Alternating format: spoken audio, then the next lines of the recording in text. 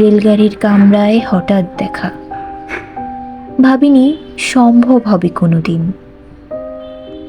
আগে ওকে বারবার দেখেছি লাল রঙের শাড়িতে ডালিম ফুলের মতো রাঙা, আজ পরেছে কালো রেশমের কাপড়, আঁচল তুলেছে মাথায় দোলন চাপার মতো চিকন গৌর মুখখানি ঘিরে। মনে হলো কাল রঙের একটা গভীর দূরত্ব ঘনিয়ে নিয়েছে নিজের চারদিকে, যে দূরত্ব সর্ষে ক্ষেতের শেষ সীমানায় শালবনের নীলাঞ্জনে। থমকে গেল আমার সমস্ত মনটা। চেনা লোককে দেখলাম অচেনা গাম্ভীর্যে। হঠাৎ খবরের কাগজ ফেলে দিয়ে আমাকে করলে নমস্কার। সমাজবিধির পথ গেল খুলে, আলাপ করলেন শুরু। কেমন আছো, কেমন চলছে সংসার, ইত্যাদি। সে রইল জানলার বাইরের দিকে চেয়ে, যেন কাছের দিনের ছোঁয়াচ পার হওয়া চাহনিতে।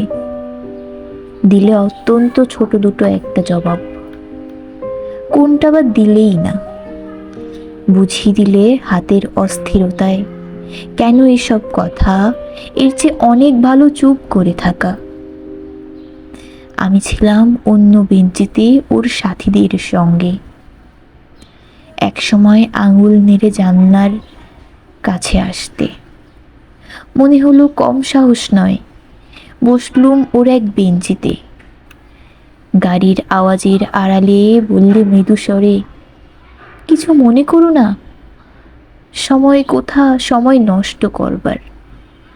আমাকে নামতে হবে পরের স্টেশনে, দূরে যাবে তুমি। তাই যে প্রশ্নটার জবাব এককাল থেমে গেছে, শুনবো তোমার মুখে। সত্য করে বলবে তো? আমি বললাম, বলবো। বাইরের আকাশের দিকে তাকিয়ে শুধুলো, আমাদের গেছে যে দিন একবারেই কি গেছে, কিছুই কি নেই বাকি। একটুকু রইলেম চুপ করে, তারপর বললেম, রাতের সব তারাই আছে দিনের আলোর গভীরে। খটকা লাগলো, কি জানি বানিয়ে বললাম নাকি।